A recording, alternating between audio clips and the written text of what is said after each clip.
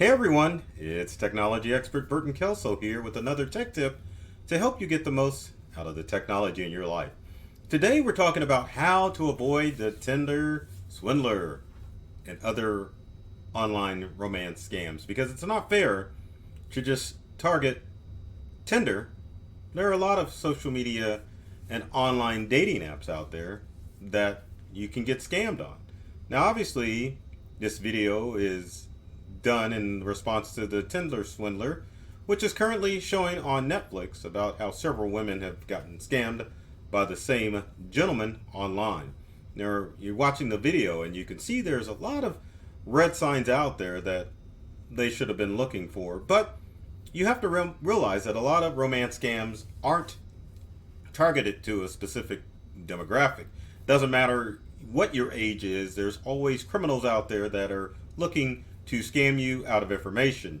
As a tech expert at Integral, I've personally seen our customers scammed in a variety of different ways in different age groups too, from young to middle age to even old age. There is a scammer out there looking to take advantage of you. And why are these scams happening? Well, one of the main reasons is that cyber criminals always take advantage of your emotions, I should say.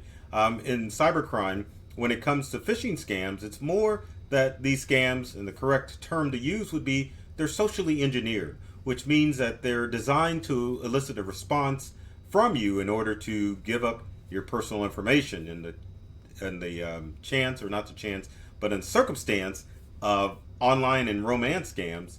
The engineering process is your romantic feelings. Perhaps they tune in to certain chemicals that allow you to relax your defenses and to give out information and products that you normally wouldn't get. And who can blame you, right? When you're in a romantic relationship, it's easy to get, I shouldn't say a relationship, I think that's the term.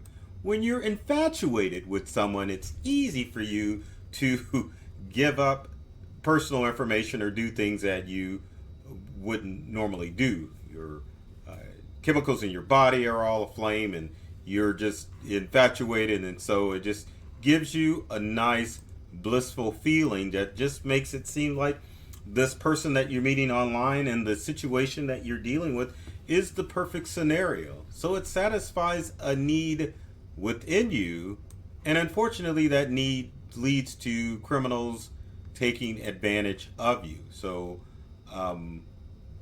things that you should be aware of is that a lot of the online romance dating site scammers out there play the long game. So it could look like they're in the process of developing a long-term relationship with you, but in reality they know that waiting you out to wear down your defenses is probably the best way to get to your personal assets, which is what they're all about. I've seen romance scams go on for years, and there's a variety of red flags that you need to look out for to make sure that you don't fall victim to the Tinder Swindler or any other online romance scam out there. Now, there are a lot of red flags that you have to be aware of when it comes to these romance scams. So with that in mind, I definitely want to guide you through how you need to look out for these red flags and to make sure you don't fall for them, because it can be a real threat and it can definitely have devastating effects on your self-esteem and on your personal life as well if you fall for these scams. So the first thing that you should look for is that there's a such thing as a connection when you meet someone. But if you have someone instantly professing their love for you online, and particularly if you've never met before, it's definitely a red flag that you may be up for a scammer. Because what better 3 words to just say to someone than I love you? And that can definitely have an effect on a lot of people. So that's why scammers always utilize those words in order to get closer to their victims. Another red flag that you need to watch out for is you have never had a face-to-face video conversation with someone, but I can't say that that's always true. The conversations that you have may be heavily text-based, but truth be told, I have seen catfishers or online romance scammers actually have Zoom calls with their victims to kind of lead them into the myth of that they're a real life person. So it can't just always go on, well, we've talked or chatted via video messaging. Doesn't always work that way because a scammer could be lurking with a video messaging. But a real big red flag is that your relationship just consists of phone calls and text messages. That's definitely a red flag that it could be a online scammer that is trying to get access to you and your assets. Next is excuses, excuses, excuses. Now, a lot of times, online scammers will make excuses as to why they can't meet or why certain promises don't come across. So, let's say that you've got a date planned or multiple dates over a period of time, and then there's always an excuse why that person can't meet you, or maybe they'll meet for a couple of dates or online dates, and then they always have some excuse, and it probably sounds far-fetched why they can't fulfill whatever promise they made. Usually, in the case of most online scams, the scammer is trying to trick multiple people. Sometimes those people overlap, and the scammer is not able to always keep up their end of the bargain, so they'll come up with some sorry excuse as why they couldn't keep their promise. Another red flag that you have to watch out for is money. And this is a big one with me because I'm a pretty stingy guy. I don't like loaning out money, so don't think about ever coming to me for money. But if you've got someone that has an emergency crisis, like all the time, or even just occasionally, because again, remember, online scammers, romance scammers, play the long game, meaning they are willing to wait for years to manipulate you out of your money. I like how I paused like that, like William Shatner. I was like, so there. But back to the whole money thing. If they're asking, or always having, or occasionally having financial crisis, my lights are shut off, my car got wrecked, you name it, they need money.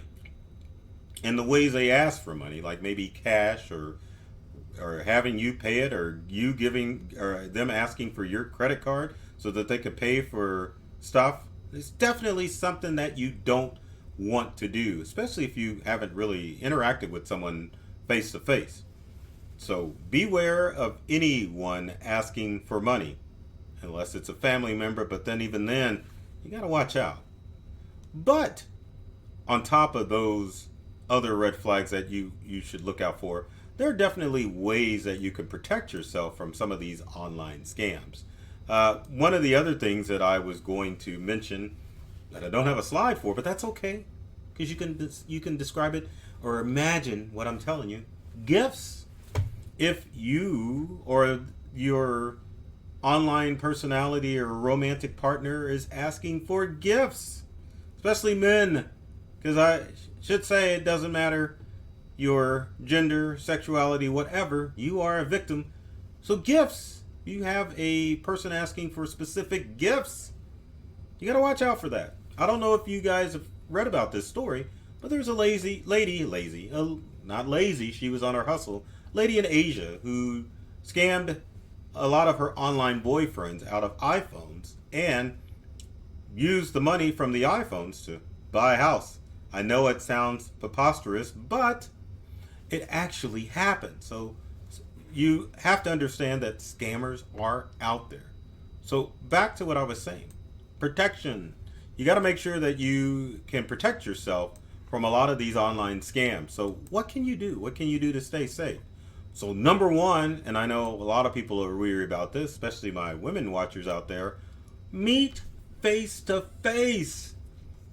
That is one way to eliminate a scammer from a potential date. I know the romance sounds good and you may think this is the perfect person, but as I stroke my beard, Why not meet them face to face?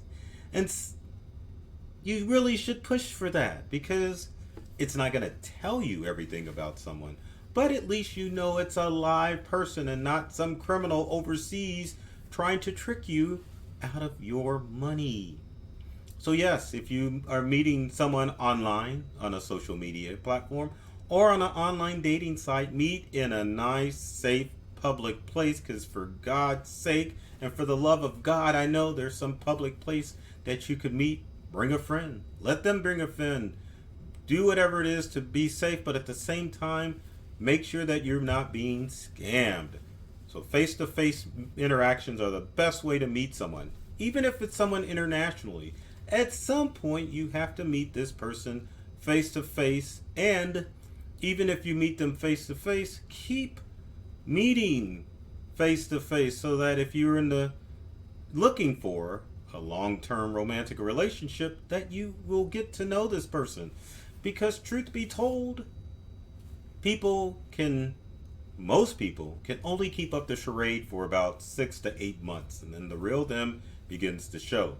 My book, it usually takes a year to really get to know somebody, to find out who they are and what they're about. But with that said, from Burton's dating advice, let's move on.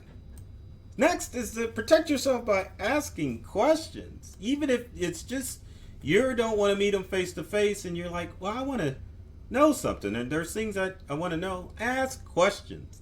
Pin them to not literally pin them to the wall, but definitely ask questions about their occupation, what they do, family members. See how much they are willing to divulge about themselves, and take notes, because it's a good possibility that the person may be making up stuff. So you want to make sure that the person is consistent as far as the story that they're telling. If they're expecting you to be honest, you need them to be honest, to make sure that it's not some scammer that's on the other side of the computer. Am I right? Now, no, the next one is going to sound goofy. Gift cards. Believe it or not, online romance scams do involve gift cards. Now, most of you are probably thinking, well, this doesn't involve anything except my mother or my grandmother when it comes to some cyber criminal who's trying to bilk them out of money. But have you ever thought that cyber criminals are also online romance criminals? They use the same tactics in order to make sure that they can't or don't have to return the money that you gave them. So they may ask for the money in the form of a gift card. And like I said, I know it sounds silly, but it actually happens. So yeah, any time of gift card, unless you're purchasing a gift card that's going to be used for a gift. So if you buy a $20 Amazon gift card, that's okay. But anything more, several hundred, 1,000, that should bring out red flags, because you can definitely gift a gift card, but gift cards in large amounts is definitely a criminal trying to make away with some money, and find it in a way that's untraceable and that you can't get back. Next this is a big no-no. Do not share any personal documents with someone that you're dating. I don't care how long you've been, especially if it's an online romance and it's someone you have not seen often. Don't share any of your personal details with someone unless you have tied the knot. And even then, sometimes that can be a challenge, because maybe you married a criminal. But anyway, those personal documents like passports, social security numbers, anything that gives away your identity, definitely make sure that you take your time sharing that stuff until the person that you're interacting with has been verified. Another thing on the financial scheme is loans. Loan me some money. Loan. I just want to borrow this. No, don't do it at all. Don't do anything with money. If you are dating someone who is ready to be in a relationship, they should be financially sound and should not be getting into trouble where they need a loan for any type of financial gain. And that should be a top thing on your dating list. You should be like, no, I'm not loaning out money to anybody. Don't do it. Make sure that they're financially set before you get involved. Not that you can check their credit, but no loans. Also, no investments. My gosh. There are scams where people are asked, oh yeah, can you invest some money in my company or invest some money in this great stock? No. It's another way of being scammed. And people are always looking for ways to make instant money. You got to stop, especially if it's someone you're romantically involved with. Yes, you may be in love or infatuated, but you always have to keep your wits and use your common sense when it comes to stuff. Now, one of the good things that's coming along with dating apps is that you can actually get verified. You can get a verified account on Tinder, Grindr, and eHarmony as far as making sure that the people that you talk to are legit. Now, for yourself, you probably should get a verified account, which on most platforms is just a matter of uploading photos of yourself to those dating apps to make sure that you are who you are. Once Grindr, Tinder, and eHarmony verify who you are, then you'll get a check mark next to your profile picture, your main profile pictures, saying that you are a legitimate person and that you're safe to interact with. When you're on these dating sites, you should be looking for the same thing. Make sure that you're interacting with verified accounts, and on social media, if you meet someone who just happens to knock you off your feet, make sure that you use verification processes for their social media accounts. Best way to verify a social media account is to look at the post. Most people that are active on social media on a regular basis are posting photos of themselves. Maybe not family and friends, but there is some activity on there. You can also do a search on any social media account of the person that you're talking about, and it should bring up any social media account that is on that platform. And on top of that, because I'm pointing at you LinkedIn users, that if you do a Google search of the person, then you can also find their social media accounts pretty quickly, because Google just does that, and social media accounts rise to the top of the Google search engine platform. Also, one other thing that you can do is look for verified photographs online. If there's a photo and it looks too good to be true, you can definitely do a Google search on a photo to find out if someone's using a piece of clip art for their profile picture. Bet you didn't know that one, did you? No. And then another tip, I think it's our final tip, but make sure that if you find a bad account, that you report it to social media. It doesn't matter which platform, you can always report accounts by going to the account and clicking on the report button if you find out that the person that you're interacting with is a bogus account and could be a scammer. Not only are you taking away a scammer off social media, but you're also keeping our community safe as far as these scammers are concerned, and making sure that there are no broken hearts and broken wallets when it comes to people dating online. Because dating online should be a fun experience. It's always fun meeting new people, but it could definitely do less with people that are online to scam you out of your money and out of your livelihood. So with that said, if you have comments and questions about online dating, leave them in the comment section below there. And if you like this video, be sure to subscribe, like it, share it with your friends, tell your friends and family, and do whatever that square says in the corner. Even like the bell if you're watching this on YouTube. So with that said, I love technology, and I've read all the manuals, and I'm serious about making technology fun, safe, and easy to use for everyone. So take care of yourself and do many things to make you smile. Stay safe online while dating, and thanks for watching.